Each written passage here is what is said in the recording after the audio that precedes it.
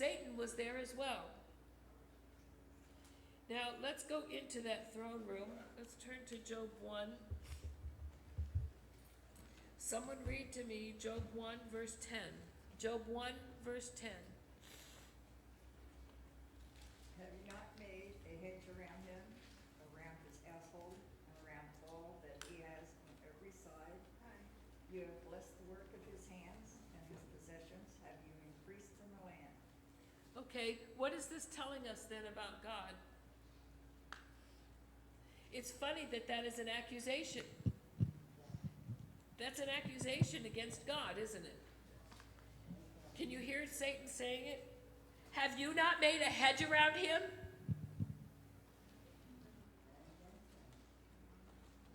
Around his whole household? Around everything he has? You've protected him. Then he goes on to accuse what else?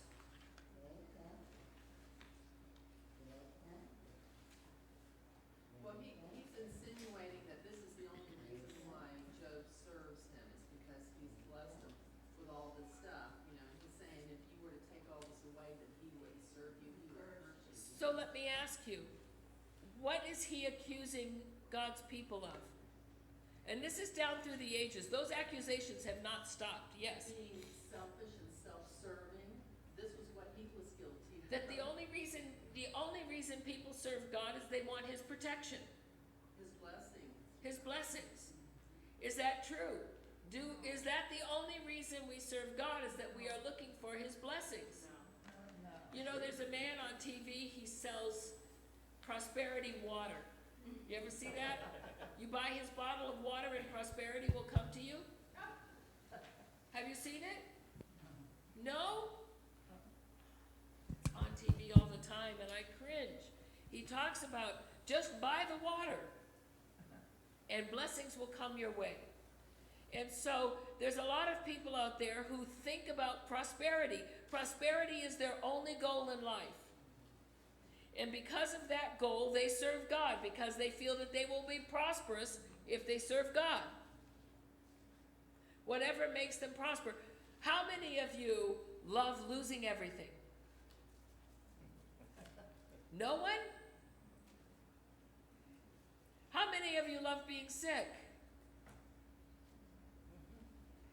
I go back to this title of a book I saw that said, if God loves me, why can't I get my locker open? We feel that if God loves us, everything should go well, correct? Why do we feel that way? Because that's what our natural heart wants. We don't want to be put in trying situations where all we have is to believe in God. That's it. Only our faith in God is going to see us through. You know, we depend on all these other things that we have in life rather than God. We want life to go smoothly. We don't want to hit bumps in the road, do we? And so Job is accusing God and accusing Satan is accusing Job of loving God simply because God is good to him. Do people come to the church simply because they want the blessings of God? Yes, certainly they do. Certainly they do.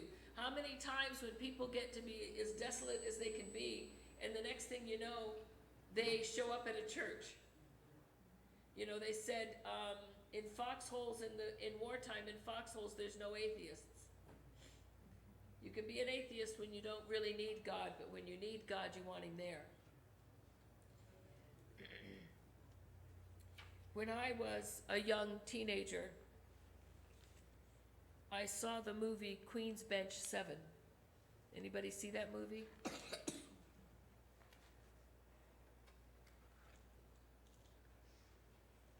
It was a movie about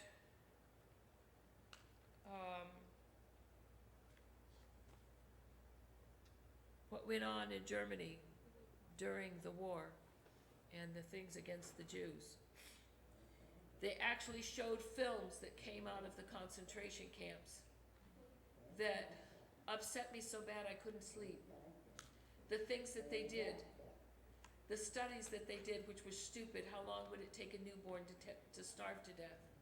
and film a baby crying and crying until it finally starves to death, and documenting each step that it took to let this poor little Jewish baby die. Stupid, stupid ideas. A group of men standing around a young boy. How many times can you butt him in the head with your rifle before he falls and dies? And seeing a little boy, and they filmed this, documented it. And you see the little boy with bumps on his head as he's staggering as they keep hitting him and hitting him. And I couldn't go to sleep that night. I could not understand how God could allow such horrible, horrible things to happen. I have an uncle that was in the war. He decided he was no longer going to believe in God, because if there was a God, how could he allow such horrible things to happen? Have you ever been there? Have you ever wondered why God would allow such horrible things to happen? Does it make you question your belief in God? I think Satan had seen it over and over again. People questioned their belief in God. Turn to Job 2. Job 2, someone read me verses 1 through 3.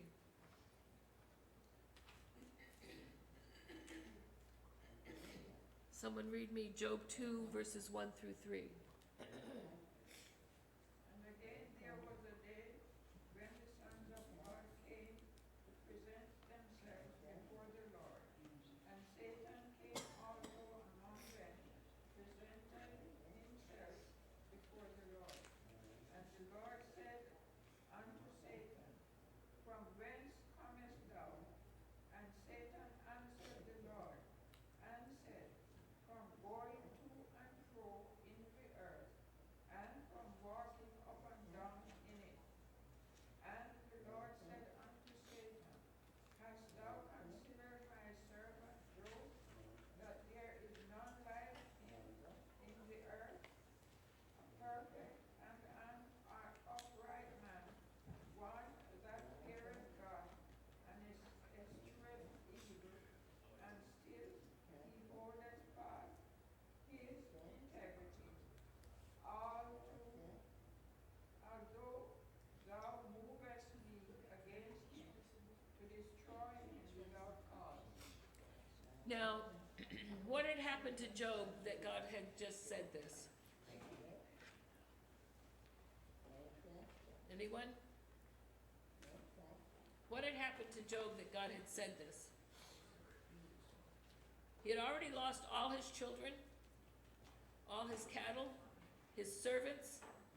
Everything bad had happened all around him. And he still praised God.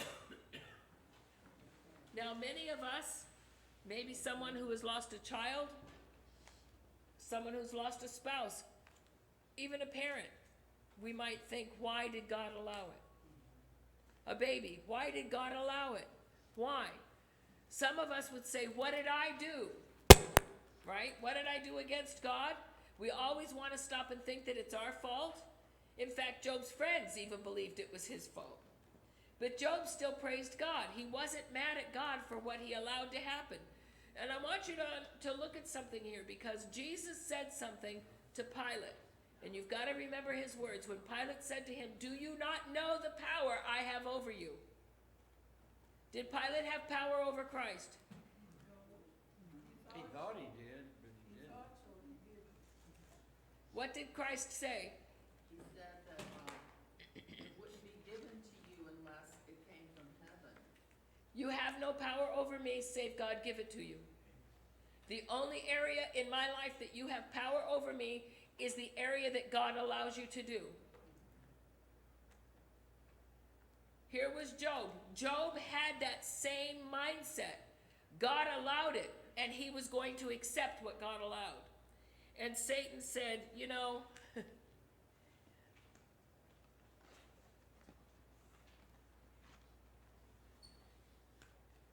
he loves you because you still kept him.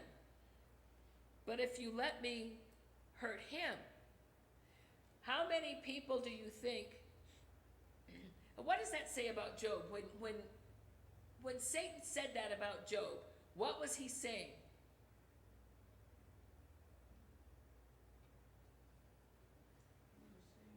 I love Job because of what he has, Job loved God because of what God has given to him, done for him. What he was saying is Job was a very selfish person. That Job didn't care about his own children. He didn't care about his servants or his animals. That's why he could still love God. There was no love in his heart for anything that he lost, because he would have been turned against God. Job must have just loved himself more than anything else. So if you let me hurt Job, obviously I didn't hurt him enough by taking his family, therefore he didn't care about them, right? Isn't that what we say about God when we see something bad happen? Aren't we saying that God didn't care about that person? Otherwise he would have protected them?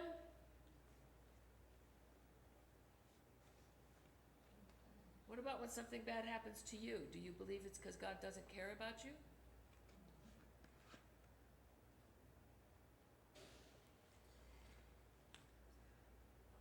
I am often tempted to believe it.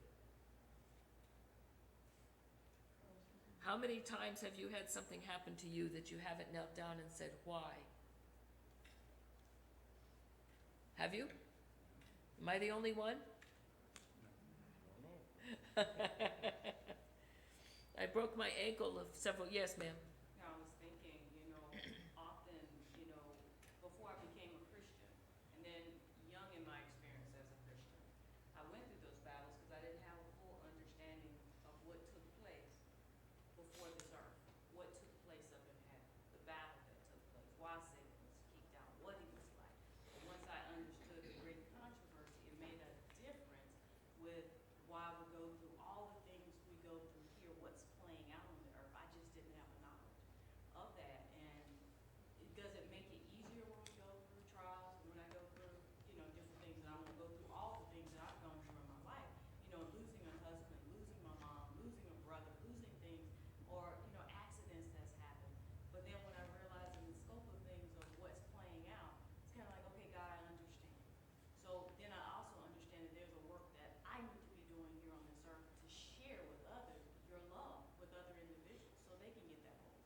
And I didn't grow up in a Christian home, doesn't have a Christian background, any of that. So God brought me out of darkness into this marvelous light. And I'm thankful for the understanding that I now have. So I look at things differently. And it's how we look at things. It is how we think about how things are. It is what we allow our minds, it's how we allow our minds to see it. For me, death is not the worst thing. There's hope. Okay? Death is not the worst thing that could happen. I don't want to suffer. Anybody else with me? Yeah. Okay? It's funny because they said to me that I may be facing an ankle replacement. And I told the doctor, I said, I don't mind pain. I can deal with pain when it comes. I just don't want to have to plan for it. Okay? I don't want to have to look ahead and say, oh yeah, go ahead, let's do the pain. I don't want to look ahead and plan for something. If it happens accidentally, I can deal with it.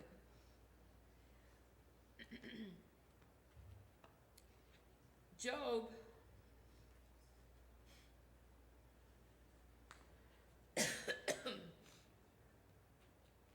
let's turn to Job 1:20 and 20 through 22. Someone read that for me.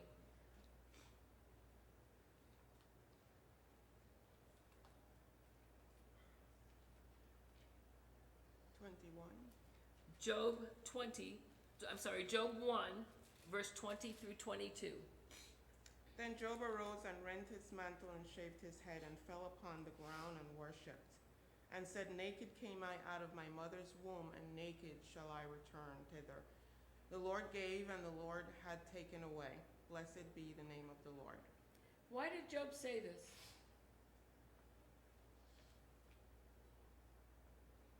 Well, the next verse says, in all this Job sinned not, nor charged God foolishly. So because all this happened to him, he wasn't going to charge God with all of this and to be foolish. He was How many of you have heard someone say, God took my baby from me? God took my husband from me. God wanted them in heaven with him. How many of you heard that? Let me ask you something. Is that why there is death? Why is there death? Because of sin. You see, too many times we place on God's doorstep the fault that was actually because of sin. Sin caused death. God created us to live forever. God doesn't want anyone to die. He created us to live forever. Death was not in his plan. Death was in the plan of Satan. Death was caused by sin. God created the tree of life so that we could live forever. It was not his plan that death came along. God does not cause death. God allows death. Sin causes death. And so, God does not take anyone from us. Yes, Dave. I read it and understand it to where Job is saying, while using these words, he's saying God's in control. Like, it is well with my soul, that he's saying here, which is, because clearly you can see it as God has taken things away from me, but he also said, blessed be the name of the Lord. I read it as, he is in control, that these things may happen, but I will still trust in him. Well, and not only that, God gave them to me. They weren't mine. If God let them leave, God gave them to me. I came in this world naked, and everything that was given to me because of God. My parents clothed me because God put it in their heart to do so. Anybody know some children that weren't taken care of when they were babies? In fact, there are some babies that they have, I forget the syndrome they call it, where they've had no love or affection, and they just die because no one has touched them. No one has given them love, and they just wither away and die for lack of affection. God placed upon the heart of the parents to love him. Job began to realize that everything that came in his life, including the clothes on his back, were because God impressed it upon someone to do so. So he said, naked I came into the world, and if God takes back everything he ever gave me, then naked I go. Who created the first clothes? Adam and Eve. Well, God gave him to. God gave them covering. Okay, they tried to fashion clothing. God gave them covering. And Job knew this. Everything that came into his life was given to him by God. And if God decided to take it back, then so be it.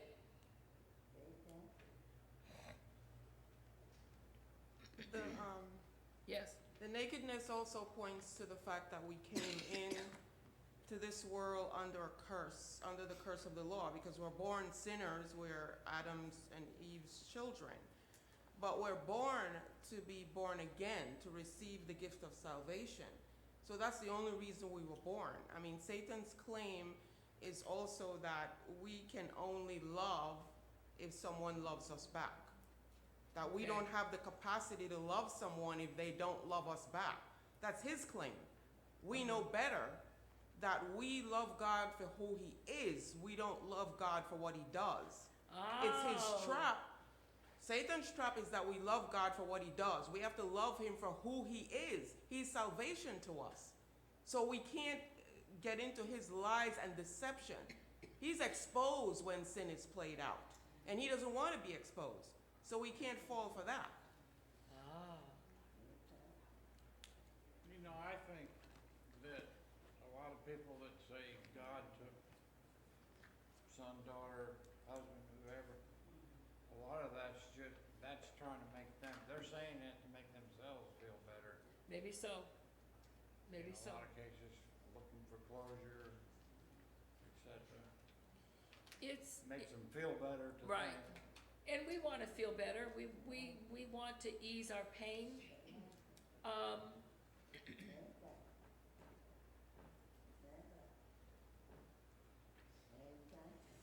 We look at life and the blessings of life, that when things go well for us, we've done the right thing, correct? We're in school, you get an A, guess why?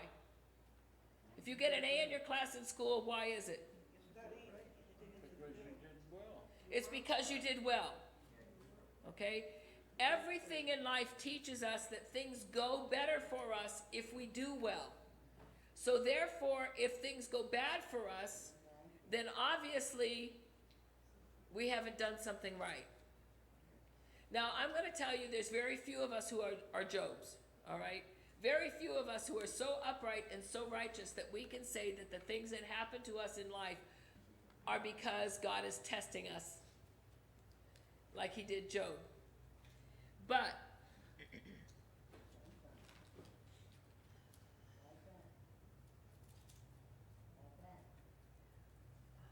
let me see how I can say this. So many of us feel that if there's just one person who can understand us, one person who can be on our side, we'll be okay, right? Have you ever felt that way? If I just had one friend. Job had his wife. What happened with Job's wife? Very few of us have been in a position where everyone has turned against us, including our own wife. You know, we look at Job's wife and we stop to forget, did she lose her children? Yeah. Yes. She lost her children. It doesn't tell us they were grandchildren, but it tells us that these kids did not live within the house and everything was lost. She lost a home. She lost a way of life. She lost her own prestige. You know, it's funny, with Job, Job lost everything, but so did she. Did she not? She was hurting. How many of us, when we're hurting, sometimes kick someone else? Do we not? That's normal. Isn't it normal? Well, it's kind of normal. And Job's wife was mad. Was she mad at Job? Yes, Was she mad at Job? Who said yes? she was. Why? She told him to curse God because after all that he got taken away, she was like, why do you still praise God? Isn't that funny? Why did she accuse Job? Why did she go to Job and tell him to curse God? She didn't understand mad his, at God. his loyal, his faithfulness. She didn't understand it. Well, she was mad at God and she wanted everyone else to be mad at God, right?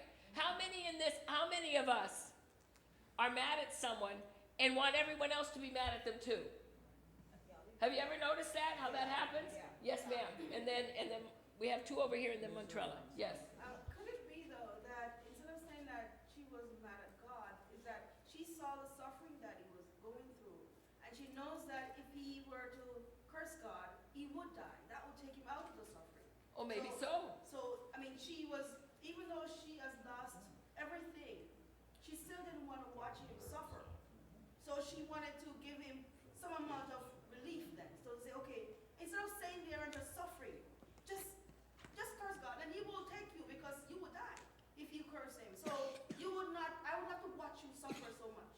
Maybe She was so. thinking of herself, but she was also thinking that he was suffering too much. So let's just get it over with. Okay. Yes, sir. I think that the selfishness of Satan influenced her to let her go to say, listen, just curse God and die. Because what? What we're going to live from? God take everything from you. But Job know the God that he served. As he stated in the scripture,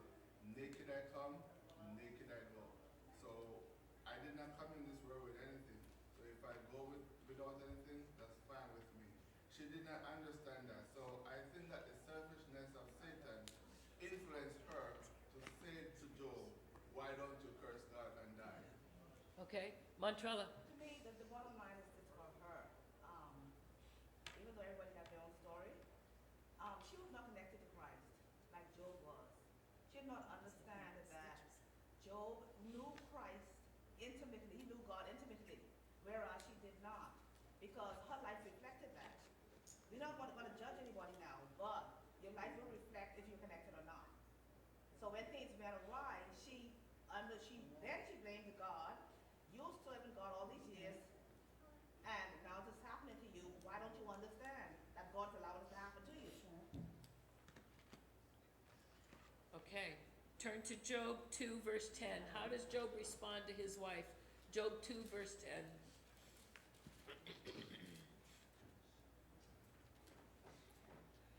Someone read that. But he said unto her, Thou speakest as one of the foolish women speaketh. What? Shall we receive good at the hand of God, and shall we not receive evil? In all this did not Job say with his lips? Let me ask you, if God gives you so many good things and you are happy to receive them, why should you not be happy to receive the negative as well? This is what Job is saying. And it's funny because when I read that, my mind says Job had a high opinion of his wife. And he was telling her, you know, this isn't like you. You're speaking as a foolish woman would speak. You don't speak like this before. You know, this isn't like you. You are being foolish. God has given us so many good things. Why do we praise him in the good and not in the bad? Yes. What permeates through this lesson is faithfulness. And at times we forget that faithfulness is a two-way street. It's God's faithfulness to us, and in turn we need to be faithful to God. So when you understand, when you become faithful to God, he rewards you because God is sovereign. We need to always remember that God is sovereignty, is always faithful, and we in turn are faithful to him is two-way street. How many times do we hear of a spouse leaving another spouse when things get bad? Have you ever heard of that? Yes. Things have gotten rough, so I'm out of here. See ya. It's your fault, right? It's your fault. And Job was saying, no, I stick with God through good and through bad.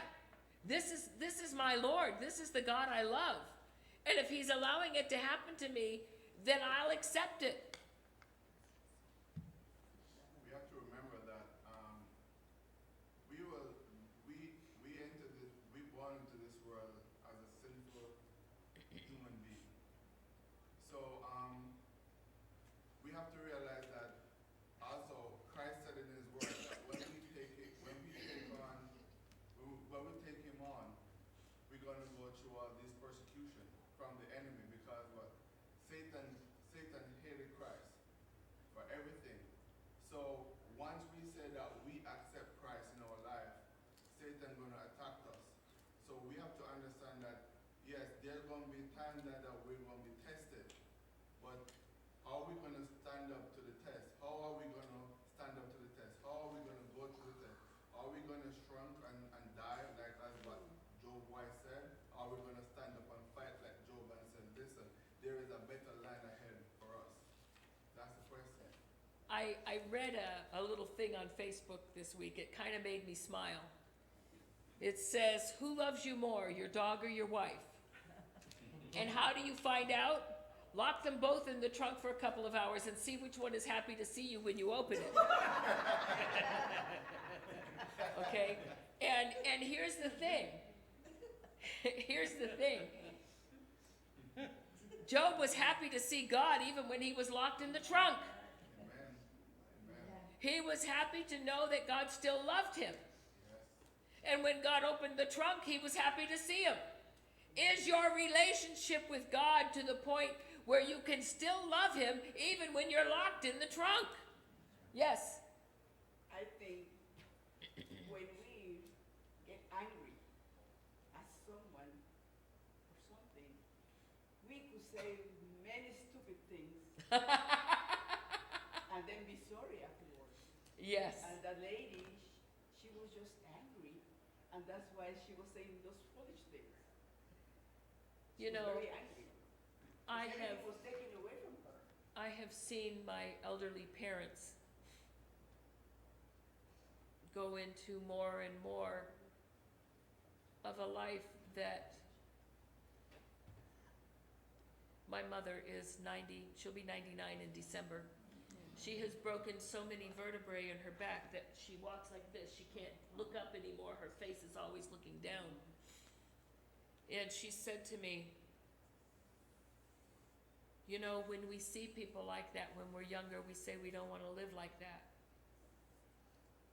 But when you get older, you just want to live. But we look at these people and we say in our hearts, Lord, they're suffering. Why can't you just let them go? Why can't you just let their life go? Since they're headed for it anyway. And we don't always understand their suffering. And I think Job's wife, I'm going to tell you, I have seen patients in the hospital suffer to where I have said, Lord, why can't you let them go? And just as this lovely lady has said, Job's wife was miserable for Job. Not just for what she had lost, but for him. Can you imagine? Job had taken and broken pottery and scraped himself because of the sores and the irritations to his skin. It is hard to watch someone else suffer. I would rather suffer myself than have someone else do the suffering. I saw a hand up. Well, there's a, I'm sorry, Dennis. That's fine. Well, Yes. there's a bigger picture here, the great controversy. And the Bible says that we're a spectacle unto men and angels. And spectacle means theater.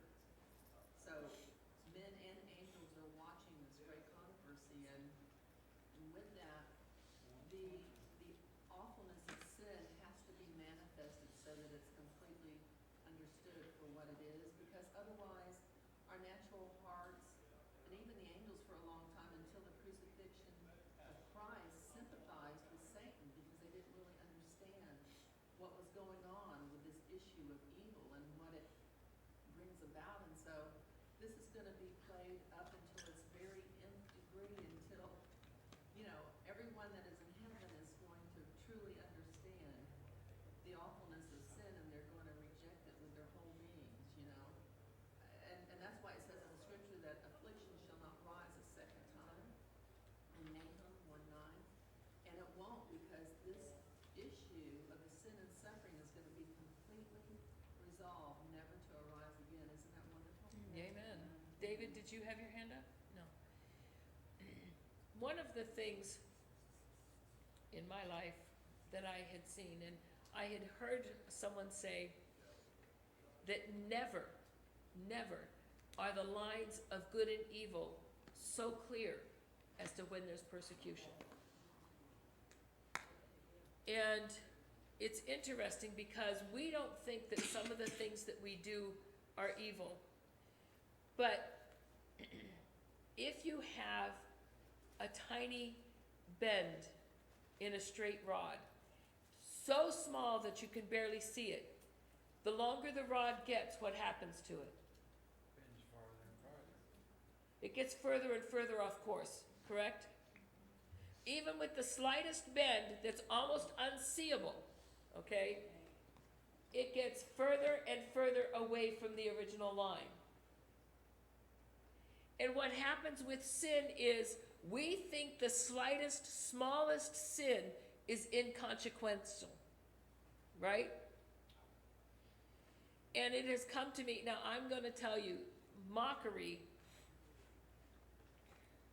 some people think mockery is funny. In fact, I myself have giggled over certain things that have mocked. But it has become more and more clear to me that mockery is a great sin. It's a great sin to mock somebody.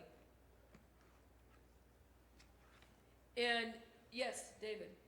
First, and then I'll- Okay, yes, sir. Yes, just to add to what she's saying, that the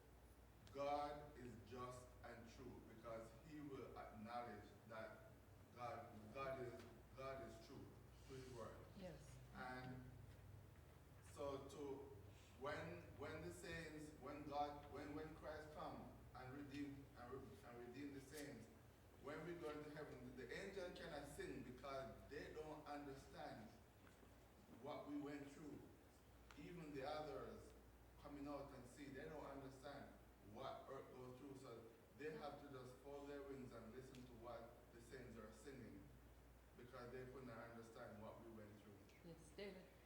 In one of C.S. Lewis's books, he describes how God's will be done, no matter what the circumstance. And what he means by that, he describes it as a man will do good, and that will cause those to see God's character in the good. But then when evil is done, the result of the evil, people will look upon and be drawn toward God, because they'll see what happens because of the evil, because of the persecution, which was mentioned. When persecution occurs, then the person feels bad about the persecution and can see what it's all about, the persecution is all about. So he calls that the complex good, where a spectator will look upon the evil that's being done, and it will actually turn to the complex good, where a person can be drawn to God because they can see that and know it's not right, know it's not good, and so they're drawn to God because of it. So here is where the line is. Mockery, okay? Mockery, negativity, puts a slight bend in the rod, okay? It's sin. It started the separation, okay? You can see a little bit of the separation. It didn't seem very big. It was a small separation. But as it goes on, and it starts widening and widening and widening, all of a sudden, towards the end, you see the huge separation. Do you see what I'm trying to say? Sin leads us to a path, and nowhere in time does it show it so clearly as at the cross. Do you want to be one of the people who can look at a sinless, helpless man dying on a cross, laugh, throw lots for his clothes, and think of it as nothing? Is that the kind of person you want to be? Do you want to see the horrible atrocities carried on in this world and not any of it bother you? That you can go on with your life and walk around like it's not a problem and not have it bother you at all? In fact, to the point where you can mock and make fun of someone who's suffering? How many of you have seen it? Here is a homeless man on the street, and people go by and even throw garbage on him. He stinks, he smells. And not have any compassion or any empathy and think they're okay. That's where sin leads you to. Is that the person you want to be? Well, what does it mean to be the other kind of person? What does that mean? Compassion. Yes. Well, the society that we live in today, we are desensitized, because these little things used to bother us, but now it's the norm. And people look at things and they just look past it because it's the norm, and you don't have to do anything about it because nobody else is doing anything. So you begin to accept these things that normally would have bothered a Christian to say, oh my goodness, what can I do to help the situation? So you are trying to Yes. conform to society's norm and go away from that straight Yes. line that you had before. And this is society's norm. Yes. And if I live in this area and going straight, somehow I have to be able to do something about this, but too many times we can't. And we want to so badly that then we start going along with the negative because we feel that there's nothing we can do. But you know something? This peculiarity is what God's people are supposed to be. The ones who are going to go against the norm.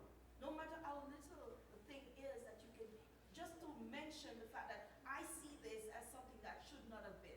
That's something you can do, and that's something that would have gone against this norm and bring you a little bit closer to being that peculiar person who sees something wrong with it. Yes, Priscilla, you had your hand up. Well, I'm tail end of something on, the public radio station, I don't know if anybody else did about, heard it, it was about capital punishment. The law in Florida was that they would,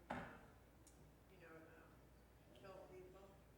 And now they've changed that law. So they're saying, how do these people feel that pulled the switch that killed all these people? And also, how do the people feel whose relatives were killed when now these other people, they changed and they're not gonna have the law anymore? But that would be, kind of what you're talking about to extremes, where people would get to the point where they would actually take a part in that. Yeah, they have no conscience. David? We're becoming like Lot and his family within Sodom and Gomorrah, and the stark contrast of that to where you have a Christian in this city that's evil. And so it comes down to is, and this is one of the things that constantly draws me closer to the Lord. Lord, I don't want to be one of those people. You know, in the end, when the Lord draws a line and says, he who is filthy, let him be filthy still. He who is righteous, let him be righteous still.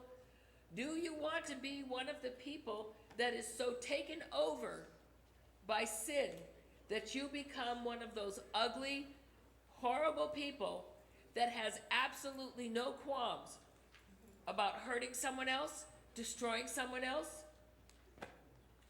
Yes, sir. David said that we were like Lot in Sodom and Gomorrah. He saw our church today, the Seventh-day Adventist Church, which should be the light of the world. We are coming like Lot, living in Sodom and Gomorrah. We coming to be, we trying to adapt to the world instead of letting the world adapt to us. And we changing all our beliefs, everything that we stood for, everything that the foundation, this church was founded upon, the belief of what the church was founded upon. We moved away from it and started to adopt the principle of everything else except to preach what Christ said, thus said the Lord. You know, we are saying, oh, we cannot offend this set of people, we cannot offend this set of people, but Christ said, preach the truth, tell them the truth, because the truth is what stands, and that will stand forever. So we as Seventh-day Adventists, we have to go back to the truth and stand up and preach the truth.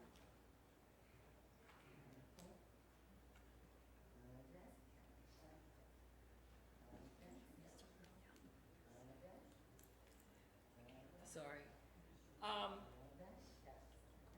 The fact boils down to, and what it comes down to is, the world turned against Job. Everyone in this world turned against Job.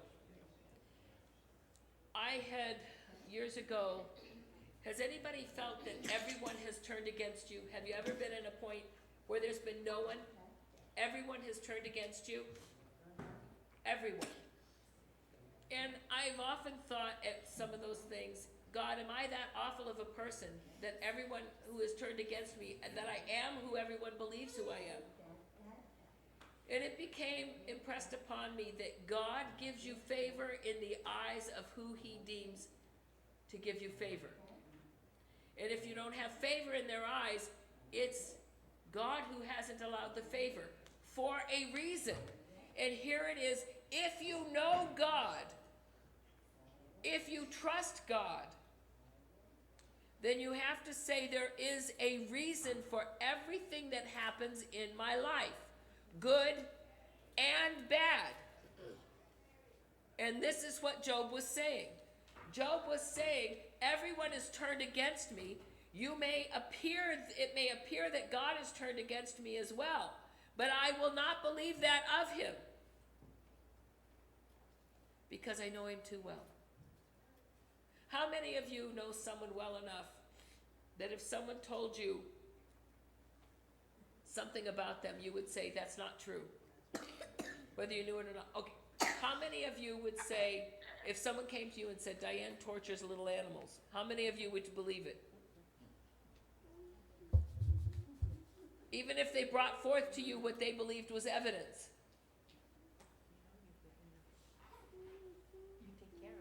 okay?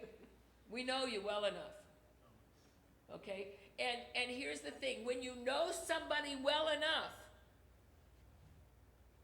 then the lies you hear about them, even if there appears to be evidence toward it, you cannot believe it. And this is what Job was saying. My relationship with God is so close that even though I am sitting here covered with sores and everyone in my life is turned against me, I will not believe that God has as well. Susan. You know, and that has happened all down through the ages. People that have been Christians, one day you see their name splattered across the newspaper, charged with some horrendous crime. That's not true, but that was done to the disciples, it was done to Jesus. Paul, you know, they tried to they couldn't execute him without a civil charge, so they drummed one up, and that was Nero. They think he was responsible for burning Rome, but they tried to pin that on Paul. And then Jesus, of course, they needed a civil charge with him as well, sedition. So, you know, God has been accused, and his people will be accused as well. God had to allow Satan to show where his realm of leadership would lead. He had to allow it. Yes? You said that sometimes, like in the case of Job, a lot of people see it and see, why did God allow so much bad to happen to him? But we see how faithful Job was. Sometimes we question things. I had years ago when I lived up in New Jersey that I had a flat tire, and I was late. I had to get the pass from Hoboken to New York, and the delay that I had, and I was so angry. The delay that I had, if I had gone at my normal time on the highway that I had to grab, I would have been involved in a huge pileup. And it still didn't dawn on me until that happened. And I'm listening to a Christian radio as I was going, and somebody says, "Be thankful for even a flat tire." It was like, wow. Then it dawned on me. Sometimes we get so upset, and we even blame God sometimes for things. And God knows why he permits that. He knows that he knew Job's heart. He knew that Job would not go against him. He knew that Job would show the world that God is merciful. What happened after? And here it is. People who will focus on the negative as something against them are focusing on who? Yep. We're focusing on us. Job's focus was on God. Job knew God well enough to know that if anything had happened to him, it was still going to reflect good on God. God is just. And if you believe God is just, then you have to accept the good with the bad. Amen. If you don't believe God is just, then you don't know him. Let's bow our heads for closing prayer. Father in heaven, I never knew you are some horrible words to hear. That so many people out there say they love you, that they want to be a part of your kingdom, and yet it's because they want to be a part of your kingdom because they want to be saved. They want heaven. They want the good life. They want to be protected. They want. They have no idea that the reflection of who God is to be reflected off of each and every one of us. And that we are to know him well enough that even when the negative things come along in our life, we can say, God has a plan. I will accept what happens to me because God has a plan. God has a plan, and I want to be a part of that plan, even if it means negativity. And it's a hard prayer to pray. But Lord, you give strength to whom you give strength. And Lord, each and every one of us deep in our hearts. There should be a desire to want to glorify you when you give and when you take away. Lord, please help each and every one of us to know you so well, to be a part of you so closely that you will never have to say to us, I never knew you. We pray, Lord, that we will know you and that you will know us. We ask these things in Jesus' name. Amen. Amen. Amen. Thank you.